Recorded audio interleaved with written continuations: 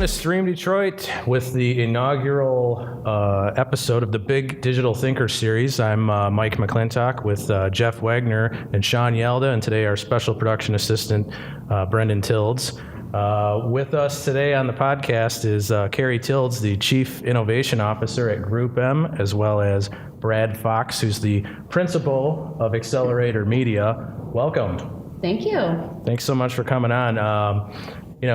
We're down here at Grand Circus. You can probably hear the M1 rails still. Every time we do a podcast, there's always got to be jackhammers, something going on outside. And we're down here, in the heart of the startups down here. So we thought we'd like to talk to, some people like yourself and you, Brad, who work with a lot of startups, but maybe from a different kind of perspective a little bit.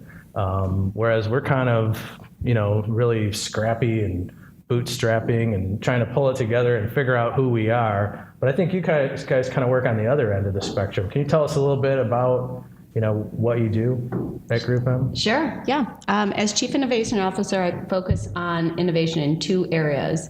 The first area is technology innovation for the internal teams at our agencies, on the technologies that they use every day to service our clients, and what are the new opportunities in those technology platforms that help us innovate. So a lot of that is the internal work. The other box that I focus on, or the other bucket that I focus on, is innovation and technology that helps our brands connect to consumers in more meaningful ways. And so hopefully the mesh of those two focus areas come together when we're trying to leverage our internal technologies and connect the new technologies together in order for us to create that scalable business that we do. Okay. So when you talk about technology platforms, you mean things not necessarily like Facebook as a platform. I do mean Facebook. Okay. Yeah. Okay. Mm-hmm. So that's an external platform, like Facebook, Twitter. Yes, Facebook is an external platform to consumers. Mm-hmm. It's also an internal platform as well when you look at the paid media buying and planning component of their platform. Mm-hmm. Both of those companies have internal tools that we use in order to deliver messages to consumers. So that is, more of an internal tool, mm-hmm. or an enterprise level tool. We also work with the what they call the PMD ecosystem, which is the preferred marketing developer ecosystem. Oh, wow. That plug into the APIs for companies like Facebook and Twitter in order to help us manage those platforms at scale.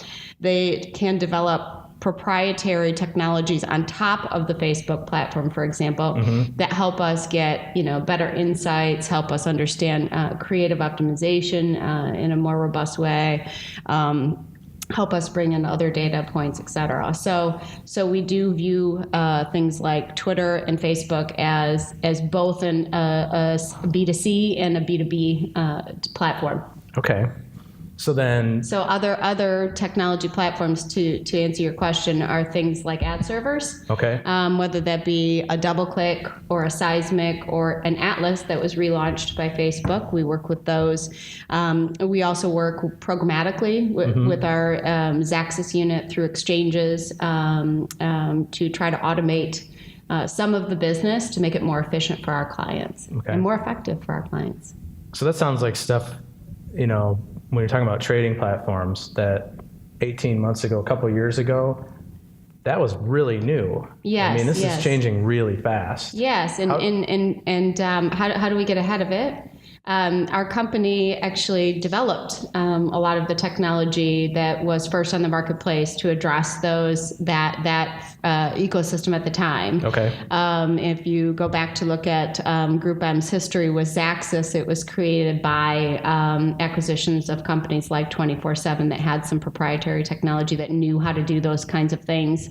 And so there's experts in our company that have built and developed the ecosystem, and then we rely on our deep partnerships that we have in those areas to either co-develop or just develop their roadmaps according to our business needs.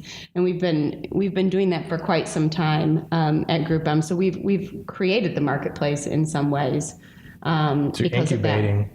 incubating, accelerating? I don't know. Yeah, no, for sure. We are doing that because especially in that area, there's still some rules to be written, especially in the mobile marketplace when it comes to programmatic. That's really or interesting. out of home. Out of home, you can digitize that as well in a more efficient or effective way. So we're definitely working in all of those areas in that realm, for example. So ad serving, programmatic, the social sphere. We're one of the leaders in search. So search technologies and data and analytics as well. So lots of platforms. So would you consider a startup, 2 guys in a garage, or is it a little bit bigger, or all of the above? Is it, 50 people that are funded already? If somebody came to you and it was, 3 guys with a really rough prototype, would they get laughed out of the building, or?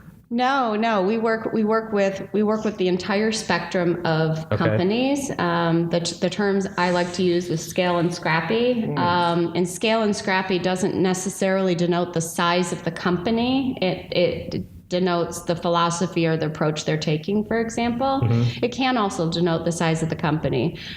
We've had scrappy companies come to us, with 2 guys in a garage, and a lot of times those concepts, we do have dialogue with them. We do talk to them about what they need. There's a lot of questions we ask them, but a lot of times they're actually not ready for our scale, right, in a way. But there are opportunities, though, if we know a client is working on a particular problem they're trying to solve, and we perhaps are running a focused accelerator, which we do to solve against a specific brief, then we actually welcome those kinds of companies, because in that regard, I have one accelerator that's going on right now where the client is looking for those kinds of companies so that they can actually develop together a product. They want to be first to market. They want to be bespoke. So you have a brand, yes, and they're willing to partner with a scrappy, smaller startup to co-build something. Yeah, they are. If it provides a again, advertising is about breakthrough, and getting your message across. And a lot of times, a cluttered world, more and more cluttered with the crazy digital environment we have. And so, if they can be first to market and they can develop something that's really meaningful for a consumer, the consumer goes, wow, this is amazing. And that reflects on the brand. Absolutely, they're in. And so we have very innovative brands that want to lean in like that. Now, on the other side, we have some brands that are very innovative and they want to develop things that are breakthrough, but maybe they're a little more risk averse. And they need a little bit of a more robust company behind the idea, or they need a built-in audience. Maybe they don't bring a built-in audience, and so they need both a scrappy type of idea, but they also need a scaled audience that might be there. It really depends on what the brief is and what the need is. So what does a company look like that's still kind of startup-y but has an audience already? Is that like, somebody comes along and I would say Pinterest is still a startup. For sure. Pinterest is a great example of a startup that is just dipping their toes into advertising. They're being very, specific and purposeful about how they're doing that. They want to make sure that they treat their audiences with great respect, because they're there, to share ideas through pinning, and they just, their audience is the most important thing they have. So they have that kind of startup mentality where they're still very focused on their core. They're not too distracted yet by needing to just churn dollars, so to speak. Right. So that's a great example. And they bring that audience, obviously. Yeah, they have a really big audience. I mean, Snapchat's another one that has been written about. WeChat. There's a lot of technologies in the marketplace that are pretty scaled. But they're still startups in a way. I actually, right before the Twitter IPO, I still felt they were a startup and they still are. I still think of them as a startup. They are, because they're still developing their S-commerce plans, and they're still rolling those out. So there's still a lot of development going on, for example, there. I think the number one thing, first of all, that I notice about a startup is really, you actually need this skill when you're building a startup, but when you're having a conversation with somebody about your business, you need to suppress the skill. And that skill is absolute passion for what you're doing, almost passion to a fault. Okay. And so when you're building a startup, you need to have that passion in order to keep going under all of this duress and under all of these circumstances. Right. But it's that same almost passion to a fault that gets in the way of the conversation when the startup comes to have a conversation with somebody, like me or somebody else at our company, because it's really hard to get through that pride and dial that part back and be more about the customer than about me, because a startup is all about me, because I'm developing this thing, I'm on the line, I'm doing this, and that's what should happen. But when you have a business conversation, you have to change that to be about you, the customer, and that's actually the first shift that needs to happen.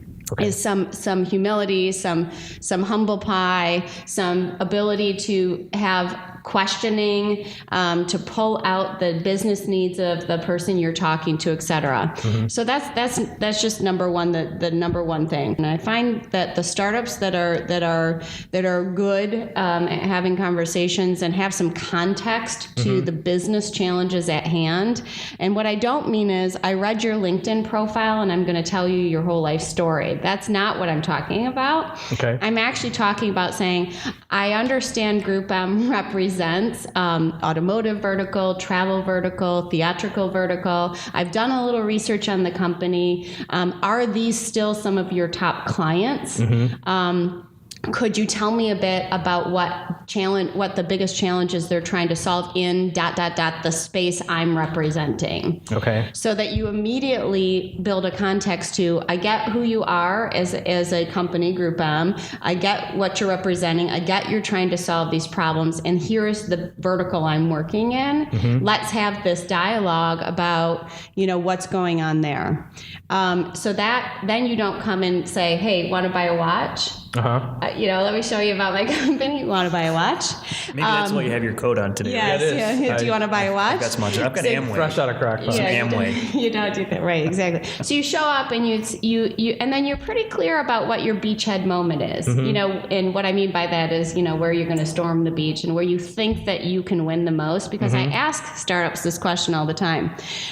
If you've done your research and you understand that we represent all of these verticals, do you think your business is going to win most when people are buying movie tickets, when people are buying a car, when people are going to Subway to get a sandwich? Where do you think your solution uniquely solves?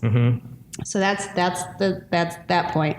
And then finally, I think the biggest point is don't ever say you're 100% unique and there's no one else like you. Okay. Because that's in fact never true. Right. Ever. I can always tell somebody, maybe. No. I don't know. There's it's Bloomberg, CNN, right. Name a million. Don't actually say that you're unique. Say you're like this and here's the difference. Okay. Actually, it's better if you say the closest thing you're similar to and then show the difference. Okay. And that, in fact, helps a conversation greatly because it grounds the person to say, now I get the innovation. I immediately get the innovation. I see why you're different. And you need to prove it with data. I say, show the math. Show the math why you're different. Show what they do. Show the math why you're different. Do the math.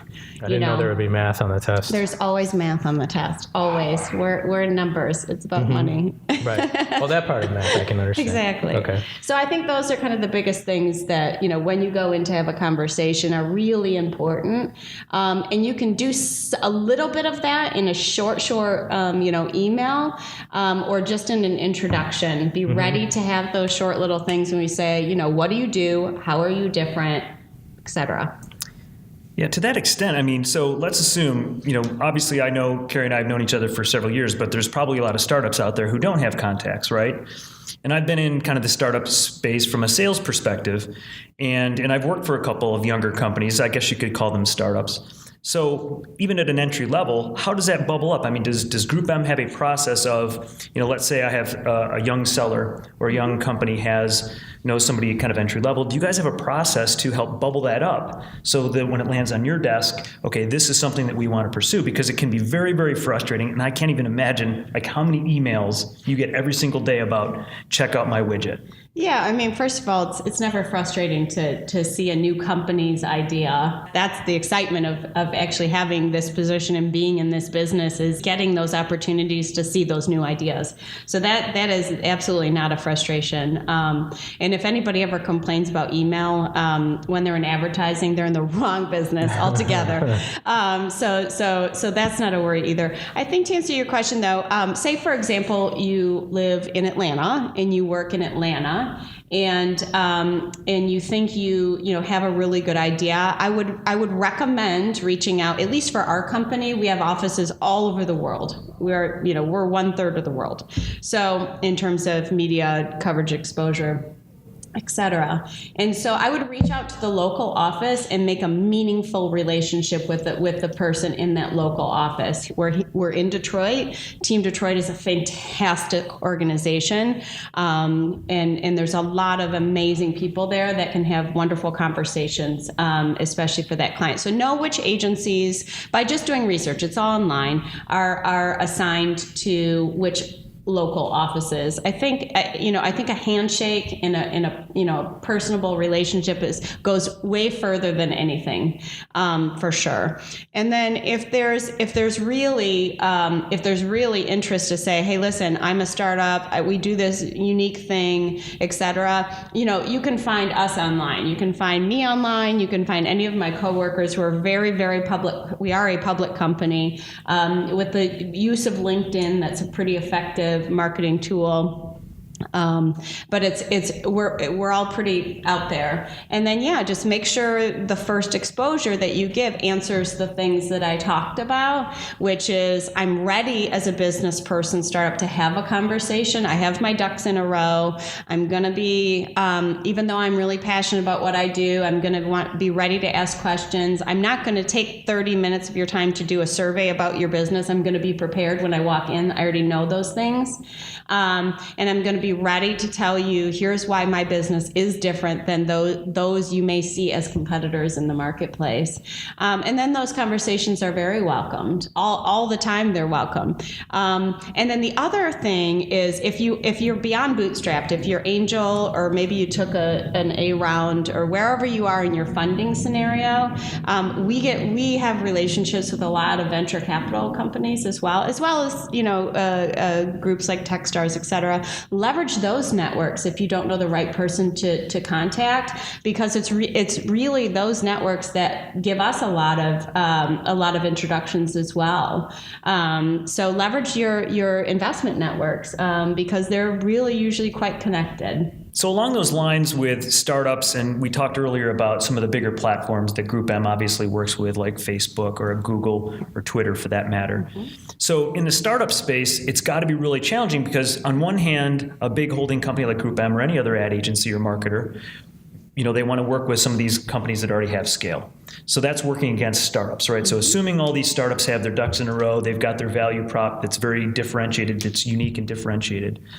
It probably varies by client, but do you have budgets that you allocate for testing scenarios for young companies, startup companies? Mm-hmm. Yeah, so the budgets do vary by client, and they're absolutely the client's budgets. And so the answer is the majority of our clients, I would say, don't have budgets necessarily set aside, but they're absolutely always looking for new opportunities to test. So, and they are willing to be flexible with some of their dollars in order to test those new things. There are absolutely a handful of clients that have specifically set aside budgets for innovation testing, and we hope there's more of those as the data and technology world is obviously continuing to explode. There's a couple of things that we do know about budgets and planning.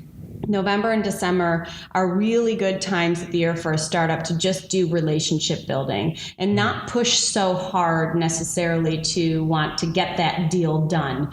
And the reason for that is this is the time of year where a lot of clients are, their dollars are pretty much allocated for the rest of the year, and we're already into 2015 or the next year planning. They're trying to plan for the following year, and how I just want a relationship build. I want to understand what you have going on for next year. How can I get in the mix? If you have any incremental funds that you haven't spent for this year, I'm willing to be extra flexible with timing, with creative resources, et cetera, to help you out to get to that home stretch.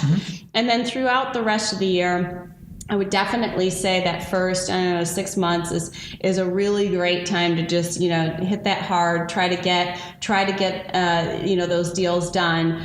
Because once summer starts, we tend to lose, people because they go on vacation and this and that. And that's another good time to, again, just work on the relationship building, et cetera, until you round to that first part of fall where you're booking that fall. So that's kind of how the year works for us, at least in the media side. And the full circle to answer your question, for the most part, our clients are always willing to flex with their dollars if they see an amazing idea. But the planning cycle does rule in a way. Now we have clients, I think that I mentioned before, that run specific focused accelerators, and they do that specifically for innovation, and they typically do have dollars allocated for that. Yeah.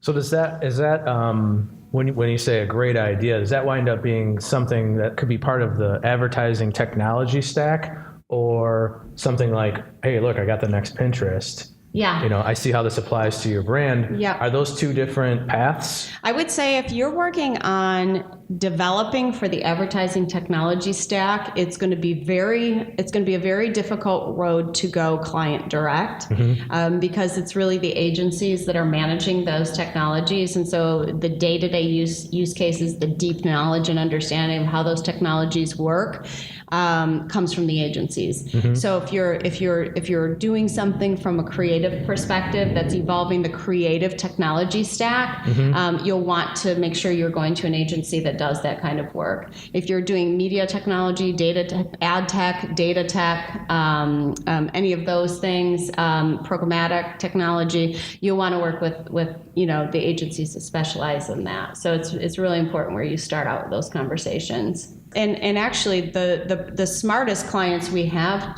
do understand very much. So I want to make sure that I make that point clear. The brands, they all care because they pay for it. Right. It's just in varying degrees on how knowledgeable they are about the actual inner workings of those technologies, like how does search technology really work, or do I just see the reports kind of a thing. And so the better clients we have are the ones that ask the questions and are incredibly knowledgeable. Okay. Yeah. So in terms of any other technologies, again, there's a bit of a debate in our world of, do you go direct to client or do you go to the agency if it's a B2C type technology? If you go direct to the client, you may not end up with, as a client, you may not end up with the best deal. We've had some of those experiences in the past where a client negotiates kind of their own deal, and once in a while those work okay, but in the end, it's better to go through the agency because we're the ones that are used to dealing with the legal, with the confidential, with the technical terms to get the deal done faster. And in the end, more advantageous for everybody, meaning more advantageous for the client in pricing and more advantageous for the technology or the startup that's coming to us because we can scale it to other partners once that first look happens. Right. And so that's a really important point to know where you're going, what's your first road in. Group M is comprised of Mindshare, MEC, MediaCom, Maxis, and Metavision as our core M's, and then we have several other agencies like Xaxis and Catalyst, et cetera. And so we have trials. We call it test, learn, and scale. Yep. We have that going on in every single one of those agencies as we speak. So how much of their day-to-day is experimental? We manage a significant amount of scale. So I would say in proportion, it's not 50-50 because we're still doing, it's not that. We're still doing, display at scale. We're still doing search at scale. We're still doing gaming. We're doing video at scale, text native. All of that is, and that's just in the digital realm: TV, radio, Right. print, out of home. So in terms of the balance of that versus test and learn, it's big. That's a lot, though. Yeah, but it allows you to really understand what's different. Okay. That's the good part. Yeah, is because you do so much volume, you can actually understand what is unique and what is different, and where can I test, where can I jump in. It's kind of like jumping rope and figuring out when you're going to jump in, and so we have a lot of those going on. It seems like there would be just, it's 2014 now. It seems like even from 2012, Yeah. where it seems like it was like, oh, it's all just mobile first. Everybody Yeah. was saying mobile. Now it's like just a mere couple of years later, and there's just an explosion Yes. of Yes. these platforms. How do you even keep up with that? Because Yeah. even being in that world, Yeah. and, knee deep in the weeds, it's hard for me to even keep up with that. And you're looking at thousands of idea Yep. things. Group M has a person like me, and that's my only job, is to look at new opportunities and figure out where we can test, learn, and then scale. And then we also at each of our M's have leaders that do that as well. And so whether they're a discipline expert in mobile, or they're a discipline expert in social, or search, or gaming, or advanced television, we have those kinds of experts and leaders, and we kind of work in a matrix type way in order to find those opportunities that help us innovate. And so you have to understand a couple of things. You'll never know everything that's going on, ever. Your value is only good as the network you keep. You rely on your partners greatly, and you try to be as respectful and purposeful with their time as they are with yours. So whether that's a venture capital portfolio relationship, whether that's an accelerator, like I said, Techstars or something else, whether that be something like a DMR index, which has an index of companies that they go through a list of curating companies, or our own proprietary internal technology that we use to sort and filter that and rate and review those types of things. You need to have all of that in a very structured and purposeful rigor in order to keep up with it. Because if you don't, it'll just keep coming, and you won't be able to mark the moment and allocate where it should go. How many categories are there? Oh gosh, I don't know how many categories there are. Whether you're talking about, let's see, mobile, data, gaming, social, search, programmatic, advanced television, content, creation, native. Those are kind of Different kinds of content play. Yeah, different kinds of content might be a secondary hierarchy and a categorization model if you want to go crazy about categorization. We hired a master's of library sciences who helps us do that. Okay, that now it all makes sense. Somebody's a way. So the startup doesn't really have to know. You can help them understand. We help startups understand how they fit in our world. That's our job. I think that's part of the problem. It's a bit like air traffic control.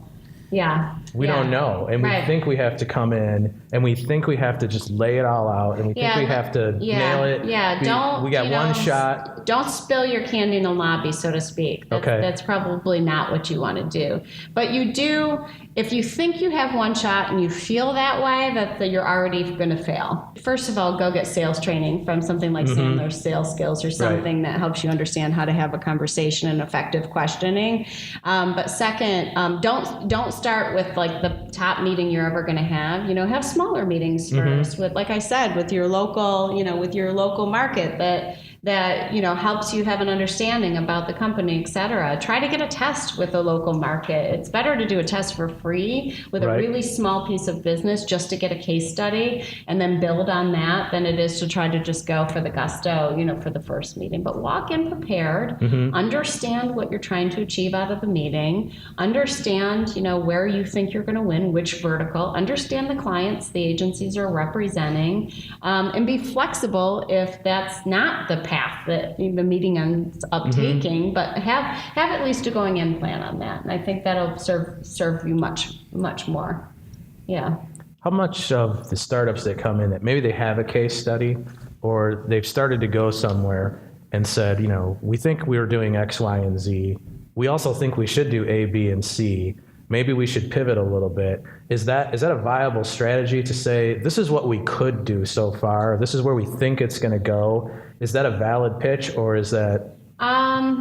If it's a startup that doesn't actually have a product yet, that we really only work with those in the accelerators. Right. I talk to some of them some of the time, but I usually say, come back to me when you have a viable product. Assuming they have an MVP. If they have a viable product and they have a working model and you've had some sort of test, or want to offer a free test, then that's a better position to be in for sure. But you definitely need to be clear about what you can do. That's a really good point. I'm glad you brought that up in that question, because I have had some startups that have come to me and try to represent something they can't do. Now, I talk to technologies all day long. Right. And so I can pretty much tell when something is maybe a fib. If you're called out on that, you're not getting a second meeting. Right. Ever. Right. Ever. So it's better to just be super ethical and honest about what you can and cannot do than it is to oversell the potential. It's an incredibly, because, people like me, we talk technology all day long. Right. So. But it's okay. It's okay to say. It's okay that we haven't don't done know. this. Yes, but it's good to point it out. We know we haven't done X, Y, and Z. Is there anyone? Here's a question no one asked me, but I offer it up usually anyway. They say, is there anyone I should partner with? Is there any company? I know I don't do this. What company should I partner with? To help me. That's just great. And then I'll usually go, this company, here's their email. It's 3 seconds in the conversation, then we move on. Because if I'm already working with a company, then, and you come in as an incremental value, you win two ways. One, now you're in front of our, business, and two, you have a potential strategic partnership or a potential, future owner. Right, exactly. Who wants to buy your technology. Right. So, you said that you could come in, you have, this case study, and you said maybe you want to offer a free test. So I would send the case study and say I want to offer a free test. And what does that look like? I would actually just send that in email. Right. And a free test becomes, this is what we've done. This is our case study. We'd love to figure out if we could do this. We'd love to run our blank for 30 days. This is what we're hoping to learn. We're looking for clients that either are willing to share publicly the case study. Usually that's what a startup will ask for, because that's what you need is the exposure.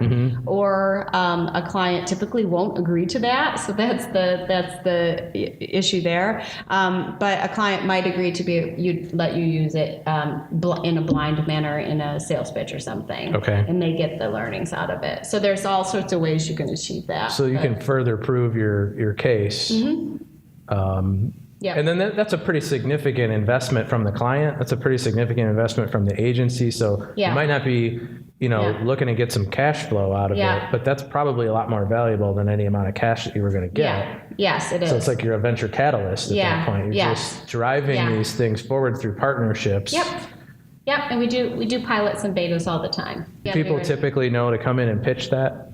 A lot of them do. Yeah. How do they get coached on that? That seems like everybody's out, they want to sell it to you. Hopefully they're a good company or they're listening to this. Right. Well, maybe right here on this podcast, everybody's redoing everything else. Scratch Yes, that email out. We like free tests. We like free tests? We like free tests. What other angles is there that a startup can come in if they've got at least a minimum viable product? Definitely if you early experience with maybe a smaller business in the similar category, like something that may be a regional player or even a local player, where you've tested something and you can show the data. Like I said, show the math. The math is really important. Okay. Yeah. So, and it's got to have scale. It can't be like we tested with 500 people and it works. What scale to you? Gosh, that's a great question. It's like the word cloud. It's like cloud. or big data. Or Right. big data. It's all got to be big data cloud scale. It really depends on the category. Okay.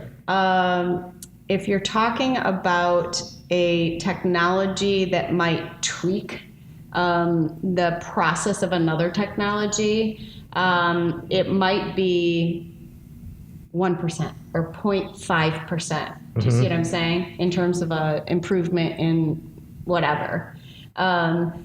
So if it's talking about improving efficiency, improving a technology, and you can say, hey, listen, I can demonstrate to you that because this technology, A/B control test, all this, improved the efficiency and effectiveness of the process by 1%, then we can have a conversation. But we don't, my clients are large clients, and so their scale definitions are usually a lot bigger.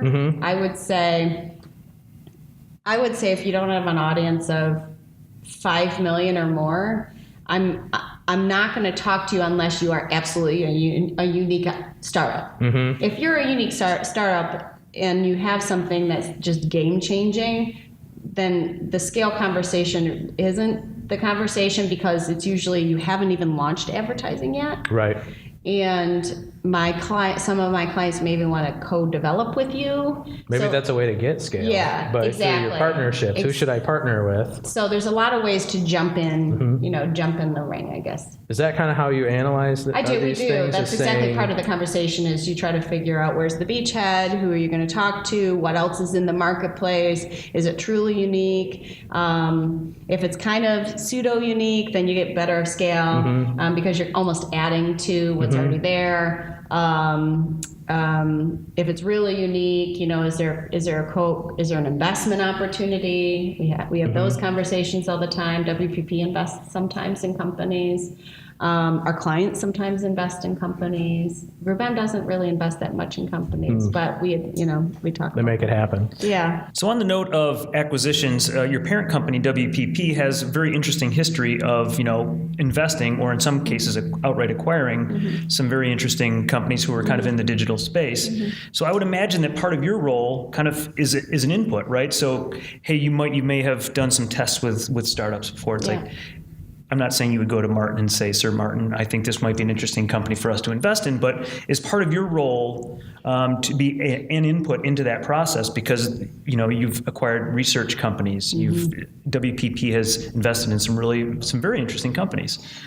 Well, first, Martin is a really fantastic person, and I've spoken to him many times, and if I really felt compelled that something, I wanted to tell him something, he's so quick on email, and he's very open with all of his employees, so anybody would feel comfortable telling him that. So but I do work with the M&A arm of WPP. If they have questions about either the marketplace as it would be advantageous for Group M and our clients, and or particular companies, if what they're thinking about again provides advantage, to our world, we certainly will have conversations with them just to give them understanding of our business needs, and what we think are the gaps. And that does help them, right? We do have an advantage because we're doing these things every single day. And because I specifically focus on technology, obviously there's some advantage to having those conversations as well. But let me tell you, we have an incredibly smart group at WPP that does that, and they know what they're doing.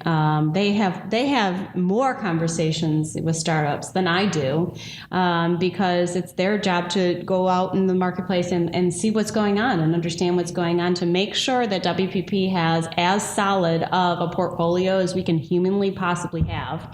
In order to provide the holistic services that we tell our clients we provide.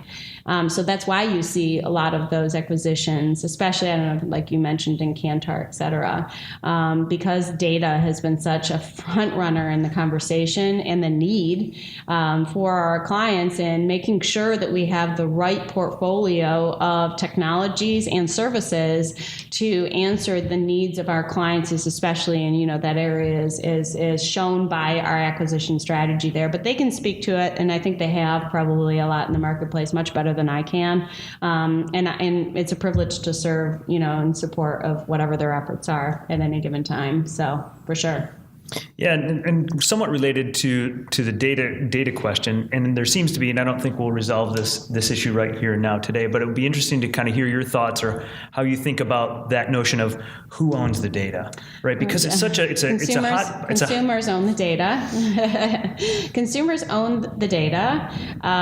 In privacy, we take very, very seriously, and we've written about this very publicly. My boss, John Montgomery, testifies in Brussels and in Washington on the topic of privacy. We are for self-regulation. Notice and choice is incredibly important to our business. We need it to be important to our business. We need consumers to be protected. They need to have proper notice and proper choice capabilities, and we certainly advocate for those things with John as our lead, John Montgomery, in those two very public places through his work. And so that's actually why when we go to, I think I was mentioning before, when we go to do deals, with startups in particular, and having sometimes those deals go direct maybe to a specific client, et cetera, more and more it becomes risky to do that versus coming through an organization like ours that is so fiercely protective of that data and making sure that all the proper things are thought of. That's what we do every day to protect not only the consumer, but our business and our client's business. So, the client owns their data. They own the right to say, I have the choice to do what I want to do with that. And then, of course, if you follow the proper protocols through things like the Ed Choices program and the proper protocols on how you should handle data, then I think everybody wins in the ecosystem because you should get more valuable messaging coming to you in more meaningful time periods on the right devices for things that you either do already care about or should or will care about in your future. So that's kind of you can tell I've probably talked about that before because we're really purposeful about that conversation a lot, every day, every day. Well, that's an interesting take because sometimes you'll read in the trade press that the agencies own it or the clients own it. And your perspective, I think that's refreshing, right? No, the consumer owns the data. Yeah, for sure. I mean, when of course, there's arguments about, when you're talking about ad servers, does the client own the data? Right. Does the agency own the data? And at the end of the day, of course, it's really the consumer that owns the data and their ability to have choice of, what they're opting into for the use cases of that data and making sure that choice is clear. And that's our stance on that. What's the one piece of advice for startup founders in your space that you would offer? First of all, the one piece. I could only have one. No, you can take more if you want. The startups that have been successful in my world have been very focused, and they have maintained focus for longer term benefit in light of a short term gain. And I would say the startups that have been successful have been able to do that And that's a really hard thing to achieve. So if you can maintain your own brand integrity as a startup, and I mean that specifically, you as a person, usually as a startup, are your brand, and have that focus be there and never changing, is really important. Now, I want to say this, that point 5 of that answer is, unless you see the writing on the wall, then you should be able to do a hard pivot and refocus. Yeah. How do you know? Yeah. What's the difference between focus and pivot?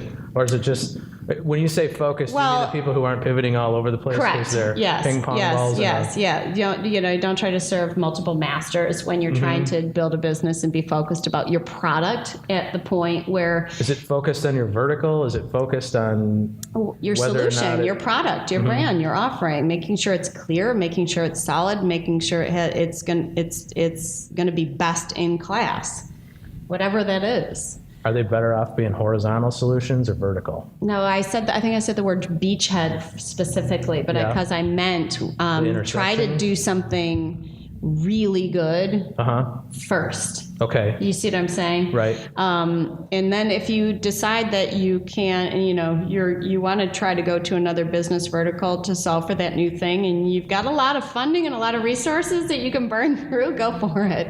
Okay. Well, that's really profound. Know what I'm saying? But if you can, it might not seem so, but it is. Well, I mean, the startups that I've seen have kind of been able to do 1, 2, 3, or 4, or 5 deals, and be really good at that before they try to expand too wide, because then they get their business there's all that stuff you don't see, their business practices down, all the stuff you're in, your growing pains, your human all that stuff, you can focus on building, and if you go too wide, your service and your technology may fail. And so you just need to be flawless as long as possible. So that beachhead, that's what that's what I mean by that is what's beachhead? Be something good. Be something great. Be something out of this world. Yes. Yeah, maybe Be later amazing. on you can serve every other industry, but you've got to find the thing right now for basket weaving manufacturers. You've just got to crush it with basket weaving manufacturers. Got to crush it. And then if you see somebody that says like, okay, well, I've been doing this basket weaving for 5 years and I think I'm crushing it, but like my market's here and I'm kind of here and I'm not, I know where the cap is, be brave enough to pivot. Figure out what that pivot is and pivot. But be good first. Be good first. But be your brand. Like be your brand. Be good, and before you try to serve too many masters, that's the epic failure in my opinion. Awesome. Yeah. Anything else you want to talk about today? No, I'm just. Is anybody that we should partner with? For example, I'm thrilled to be here in Detroit. We've seen the People Mover go by, probably 10 times. I'm looking at the development of the light rail system right now. I can't wait to come down and run the turkey trot. I love this city. People don't understand how unbelievably vibrant this downtown is. I mean, everything is possible here. That's what's brilliant about this city, and that's why I'm here. And I'm not filming this in Silicon Valley, or I'm not filming this, in other places. There's just so much potential, and that's what I do. That's my passion, and I am unwielding in that. So I'm thankful to be here. Well, we're thankful for you to be here too. Thank you so much for coming on the Stream Detroit podcast, Brad Fox. Thank you so much to you for the Big Digital Thinker series. Thank you. Thank you. Thank you.